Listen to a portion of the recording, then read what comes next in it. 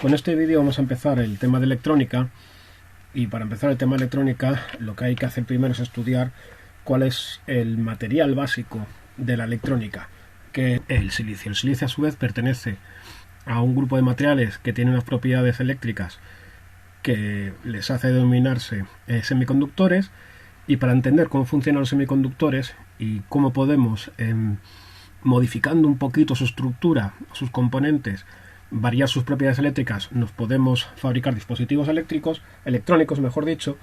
Primero lo que tenemos que hacer es ir a hablar un poquito de física a la base de la estructura de la materia, que como todos sabéis son los átomos. Los átomos están formados por un núcleo con carga positiva, en el que prácticamente está toda la masa de la materia. A su vez, ese núcleo está formado por partículas positivas, neutrones, y partículas sin carga, neutrones, encargadas de dar estabilidad a ese núcleo, y rodeándolo, orbitando alrededor de ese núcleo a una distancia muy grande, en tamaño comparado con el tamaño del núcleo, esto en esta escala, unas partículas de masa despreciable, la misma carga eléctrica pero negativa que los protones, orbitando alrededor de ese núcleo. Esas órbitas no pueden ser cualquiera. Esto os lo enseñan también en física. Las órbitas corresponden a, o mejor dicho, tienen que cumplir un principio que se llama el principio de exclusión de Pauli, que dice que no, en esencia, que no puede haber dos electrones en el mismo sitio a la vez, con la misma energía. Los electrones, como cualquier otra partícula, siempre van a intentar tener energía mínima. La energía mínima va a ser aquella que esté lo más cerca posible del núcleo. Pero si esas vacantes cerca del núcleo están ocupadas, los electrones, que tiene que haber hasta completar el número de electrones que le toca a cada elemento químico, tendrán que distribuirse en niveles energéticos superiores, que en principio están cada vez más alejados del núcleo. Y cuanto más nos alejemos del núcleo, menor va a ser la atracción eléctrica que ese núcleo positivo ejerce sobre los electrones alejados negativos, por dos motivos. Primer motivo, distancia. Cuanto más lejos estemos del núcleo, menor será la fuerza con la que el núcleo atrae. Segundo, porque tenemos un fenómeno que se llama apantallamiento. Entre un electrón que esté alejado del núcleo y el núcleo va a haber una nube electrónica, y esa nube electrónica es negativa. Por lo tanto, la carga eléctrica efectiva que va a haber este electrón que está aquí fuera no va a ser toda la positiva del núcleo. Se va a ver apantallada por la negativa de todos los electrones que estén por aquí. Por lo tanto, la fuerza va a ser menor. De tal forma que habrá niveles energéticos muy bajos en los que la fuerza de ligadura entre los electrones y los protones es muy fuerte, pero según nos alejemos del núcleo, esa fuerza de ligadura será menor. Y va a llegar un momento en que habrá un último estado energético a partir del cual los electrones están tan poco ligados al núcleo que de hecho se van a ir del núcleo, o mejor dicho, se van a ir del átomo. Van a transformarse en electrones libres, ya no están orbitando alrededor del núcleo. Bueno, pues eso se puede expresar mediante un diagrama que se llama diagrama de bandas de energía.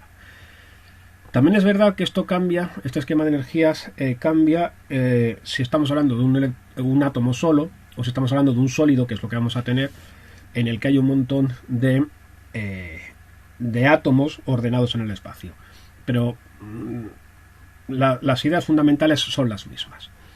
En esto lo que estamos representando en este diagrama, en este eje se representa la energía. Cuanto más abajo estemos, menor energía tendrá el electrón, por lo tanto está ligado más fuertemente al núcleo. Nos centramos solo en los últimos electrones, los electrones que se llaman de valencia, los electrones más alejados del núcleo. Aquí habría un montón de niveles por abajo que no nos interesan para nada. Como hemos dicho, hay un nivel último de energía para el que el electrón está ligado al núcleo.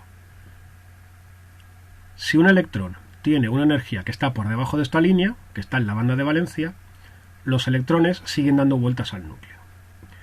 Y habrá un nivel energético a partir del cual los electrones, si alcanzan este nivel energético, dejan de estar ligados a los núcleos y se van a la banda de conducción. La banda de conducción, si un electrón, mejor dicho, va a la banda de conducción, se transforma en lo que se llama un electrón libre. Y esos electrones libres como ya no están ligados a los núcleos, son electrones que se pueden mover libremente por el material. Esos son los electrones que hacen que los materiales conduzcan o no. Un material que no conduce a la electricidad es porque no tiene electrones libres, no hay electrones en la banda de conducción.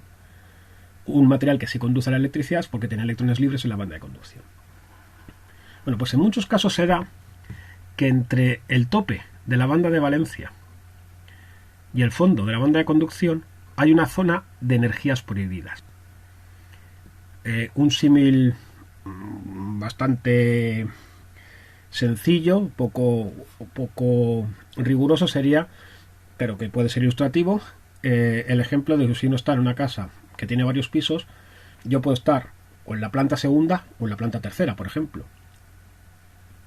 pero no puedo estar flotando milagrosamente entre dos plantas, pues no hay una energía disponible ahí. Aquí ocurre lo mismo, el electrón o está en la banda de valencia o está en la banda de conducción, no puede estar aquí. Bueno, pues la distancia en energías que hay entre la banda de valencia y la banda de conducción es fundamental. Esto en inglés se llama gap, y esto va a ser lo que determina si un material conduce o no conduce la electricidad. Si tenemos un material aislante, los materiales aislantes tienen un gap muy grande. ¿Eso qué significa? Significa que la energía que tengo que dar yo para que un electrón, convencerlo entre comillas, de que deje de estar orbitando alrededor de su núcleo y se vaya a la banda de conducción, esa energía es muy grande. Me va a costar mucho lograrlo. En condiciones normales de temperatura, por ejemplo, prácticamente no va a haber electrones aquí arriba. Todos están en la misma mínima energía que puedan, que será en la banda de valencia. El material mejor aislante, que es el diamante, es precisamente el material que tiene un gap más grande. En general, los materiales que tienen enlace covalente corresponden a este sistema, a este esquema, mejor dicho. Son materiales aislantes, los electrones los comparten, los átomos, los electrones de valencia son compartidos, por lo tanto se quedan en la banda de valencia ligados a los átomos y no hay electrones en la banda de conducción. El otro extremo, los conductores. En los conductores no hay gap. De hecho, incluso técnicamente podríamos ver que energéticamente es más favorable estar en la banda de conducción que estar en la banda de valencia. ¿Qué significa eso?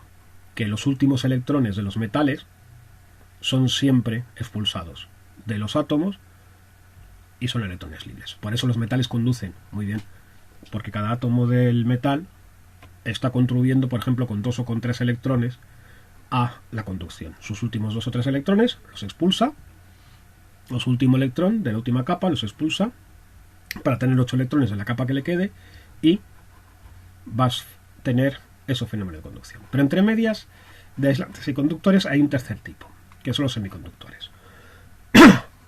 Los semiconductores en principio son aislantes. Suelen ser enlace covalente y por lo tanto tienen un gap. Pero ese gap no es demasiado grande. ¿Qué quiere decir esto? Que es relativamente fácil hacer que un electrón adquiera energía suficiente como para pasar a la banda de conducción, generando una vacante que se llama hueco en la banda de valencia. ¿Cómo puedo darle yo energía al semiconductor? Por ejemplo, con calor o con luz. Si yo ilumino esto con un fotón, puede ocurrir que ese fotón tenga energía suficiente como para que un electrón salte a la banda de conducción.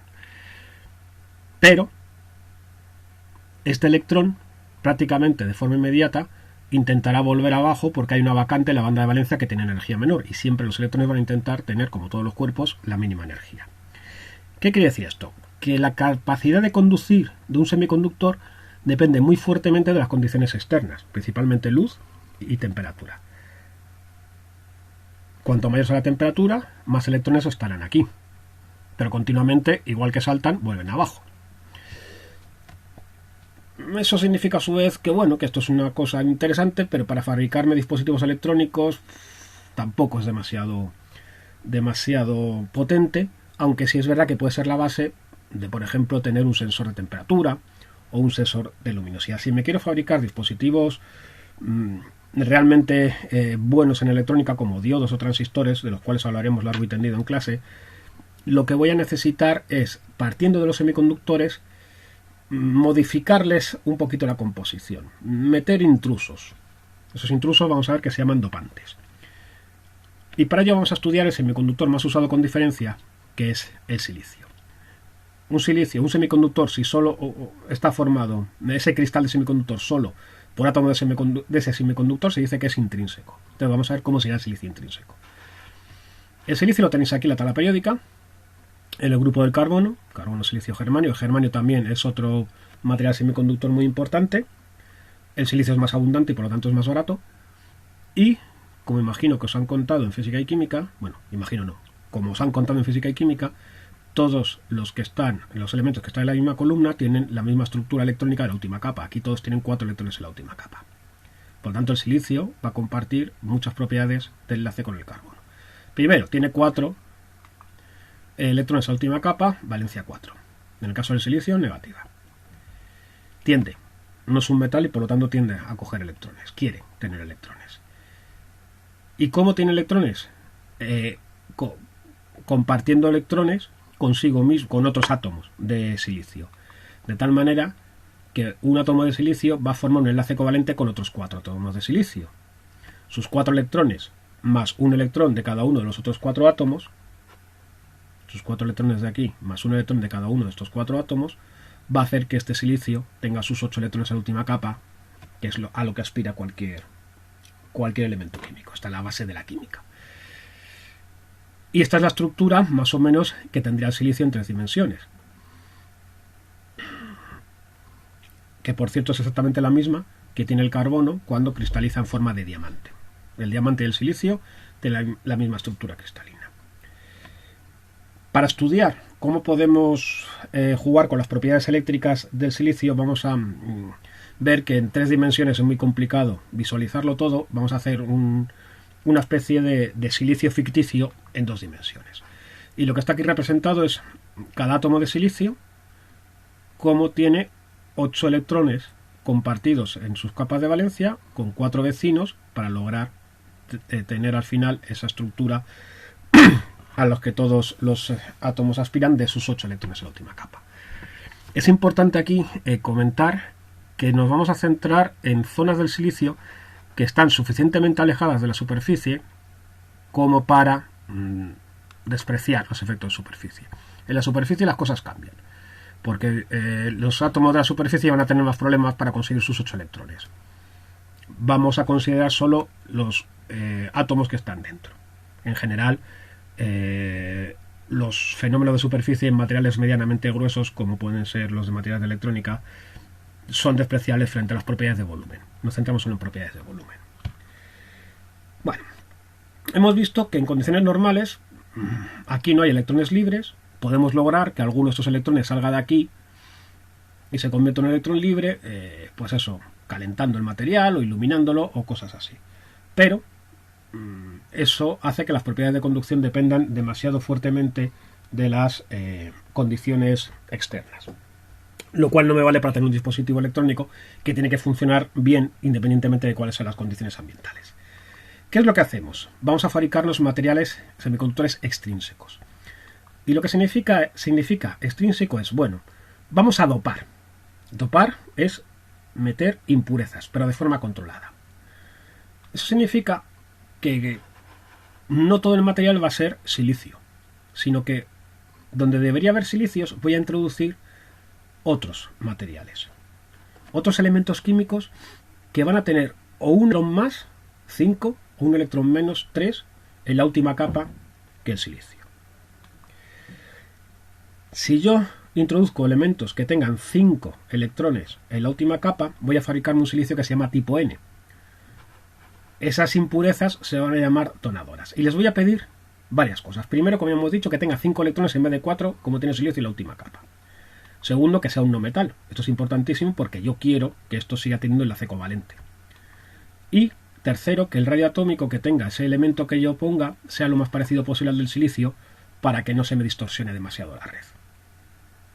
Bueno, pues si miramos la tabla periódica, aquí está el silicio, a la derecha tenemos los elementos de 5 electrones en la última capa, nitrógeno, fósforo, arsénico, antimonio, bismuto, y el que cumple esas 3 condiciones es el fósforo. 5 electrones en la última capa, no metal y radio atómico parecido al del silicio. Por lo tanto, lo que voy a hacer en un semiconductor tipo N es doparlo con silicio.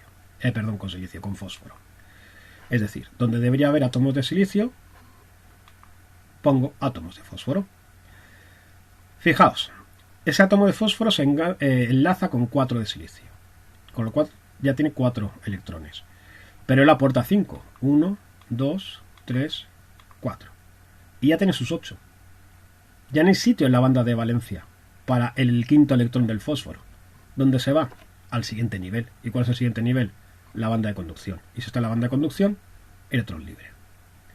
Por lo tanto, cada átomo de fósforo que yo estoy añadiendo a mi semiconductor me proporciona un electrón libre en la banda de conducción. Y ese electrón va a estar ahí independientemente de la temperatura y de la luz.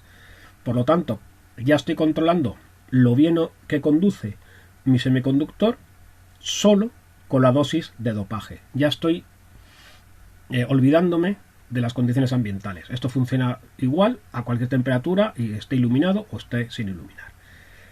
Pero también es verdad que un semiconductor así tampoco vale para mucho. Va a valer si lo combino con semiconductores que se llaman de tipo P. Por cierto, N es de negativo, porque lo que estoy haciendo es hacer que las propiedades de conducción dependan de carga negativa. El electrón tiene carga negativa. Otra cosa importante, este material es neutro eléctricamente, no está cargado. Tiene electrones libres, pero no está cargado. Tiene el mismo número de protones que de neutrones, que de electrones. ¿De acuerdo? Bueno, entonces, hemos dicho que podemos doparlo con átomos que tengan 5 electrones, uno más que el silicio, ya lo hemos visto, semiconductor tipo N con fósforo, o 3. Si lo hacemos con elementos que tengan 3 electrones en la última capa, lo que voy a tener es un silicio que se llama tipo P. P de positivo por motivos que veremos luego. Esas impurezas se van a llamar aceptoras. Y les voy a pedir lo siguiente. Que tengan 3 electrones en la última capa, uno menos que el silicio, que sea un no metal para conservar el enlace covalente y que el radio atómico sea lo más cercano posible al del silicio. Si miramos la tabla periódica, la columna que tienen cuyos elementos tienen 3 electrones en la última capa, boro, aluminio, galio, indio y talio, el más cercano en tamaño al silicio es el aluminio, pero el aluminio es un metal, no me vale. Me tengo que ir al anterior, que es el boro. Por lo tanto, este es nuestro candidato para dopar. El silicio tipo P está dopado con boro. Y cada átomo de boro va a proporcionar 3 electrones, además de los 4 que le dan los átomos de silicio con los que se enlaza. 1, 2 y 3. Y se acabaron los electrones. Por lo tanto, si se acabaron los electrones para hacer este enlace covalente, electrones que recordad que están en la banda de valencia, significa que en la banda de valencia me falta un electrón. Hay una carencia de un electrón. Hay una vacante. Bueno, pues esas vacantes se llaman huecos. Por lo tanto, cada átomo de boro que yo ponga va a proporcionar un hueco en la banda de valencia. Y el hueco tiene unas propiedades muy curiosas. Recordad que es una ausencia. Es un electrón que falta en la banda de valencia. Su símbolo es H con un más. Y vamos a ver este más por qué es. Imaginad que yo tengo así mi silicio tipo P. Y a ese silicio yo le pongo una diferencia de potencial. Positivo en la izquierda, negativo en la derecha. Hemos visto que si yo hago esto, vamos a volver un momento atrás. Ahí. Si yo aplico una diferencia de potencial aquí, los electrones libres harán que si pongo aquí negativo y aquí positivo, los electrones irán del negativo al positivo, como cualquier conductor. ¿Qué ocurre si yo aplico una diferencia de potencial a un semiconductor tipo P? Está ocurriendo lo siguiente. Fijaos, vamos a fijarnos en este electrón. Este electrón no está en la banda de conducción. Entonces, en principio no podría conducir, no podría transportar la electricidad. Y él se quiere quedar en la banda de valencia, porque tiene su sitio y por lo tanto no se va a mover a la banda de conducción, porque la banda de valencia tiene energía menor. Sin embargo, puede hacer las dos cosas. Puede moverse porque hay un voltaje y además puede seguir en la banda de valencia. ¿Por qué? Porque resulta que aquí tiene un hueco, una vacante, un sitio que sigue estando en la banda de valencia, por lo tanto en la energía baja a la que él le gusta estar, pero al que él puede desplazarse. Tiene sitio para moverse, que es lo que quiere, porque le estoy aplicando una diferencia potencial. Por lo tanto, este electrón va a pasar aquí. Y cuando este electrón pase aquí, este hueco, mejor dicho, aquí va a dejar un hueco. Por lo tanto, lo que parece que el hueco se ha desplazado hacia el negativo. Y esto va a ocurrir también con este hueco. Un electrón de este enlace podrá desplazarse aquí, sigue manteniendo el enlace y deja un vacante en la banda de valencia. Y a este le ocurrirá lo mismo. Por lo tanto, lo que estoy teniendo es un desplazamiento aparente del positivo al negativo de este hueco. En realidad son los electrones los que se están moviendo hacia el positivo y dejando huecos vacantes. Pero yo puedo seguir la pista a los huecos y ver que este hueco ha empezado aquí, luego se ha desplazado aquí y luego se desplaza aquí. Por lo tanto, lo que estoy viendo yo es que el hueco, que en realidad no es una partícula, a todos los efectos se está comportando como si fuese una partícula de carga positiva. Y aquí empieza, y esto ya empieza a hacer que el semiconductor P y el semiconductor N, cuando los una, van a hacer cosas muy curiosas. Fijaos también que ese semiconductor tipo P es neutro. Tiene el mismo número de protones en los núcleos que de electrones. No está cargado eléctricamente. Sin embargo, sí puede conducir, pero conduce justo al revés que conduce un metal, por ejemplo, un semiconductor N. Conduce como si la carga fuese positiva. Bueno, pues con lo que sí que puedo jugar es, voy a coger un trozo de semiconductor de silicio, una parte la voy a dopar tipo N, otra parte la voy a dopar tipo P y lo voy a unir. Y eso me va a provocar la aparición de lo que se llama la unión P-N, que es la base de toda la electrónica. Como hemos dicho, tenemos material tipo P en un sitio. Material tipo P en el que hay huecos, que hemos visto que se comportan como si fuesen partículas de carga positiva. Pero recordad que también que son vacantes en la banda de valencia. La banda de valencia que tiene menos energía que la banda de conducción. Pero esto es neutro, pero conduce. Conduce como si tuviese carga positiva.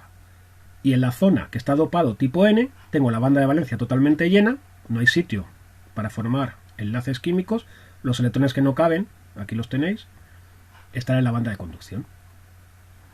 Pero esto también es neutro, pero conduce. Si estos electrones que tengo en la banda de conducción no tuviesen al lado el material tipo P, estaríamos en una situación en la que la banda de valencia está llena y por lo tanto se tiene que quedar en la banda de conducción sí o sí. Pero resulta que justo en la frontera los electrones están viendo al lado huecos. Entonces, parte de los electrones libres que hay aquí, justo en la frontera, esto que llama aquí la línea de unión, vamos a llamarlo frontera nosotros, esos electrones justo pueden recombinarse con huecos del silicio tipo P que esté justo en la frontera. Por lo tanto, desaparece el electrón de la banda de conducción y desaparece el hueco de la banda de valencia. Y justo esta zona de en medio se ha quedado sin carga libre. No tiene ni electrones en la banda de conducción ni huecos en la banda de valencia. Por lo tanto, esto ya no conduce. Esta zona que se llama, que es aislante eléctrica, se llama zona de agotamiento, región de agotamiento o zona de empobrecimiento. Y esa zona de empobrecimiento no conduce. ¿Qué significa esto?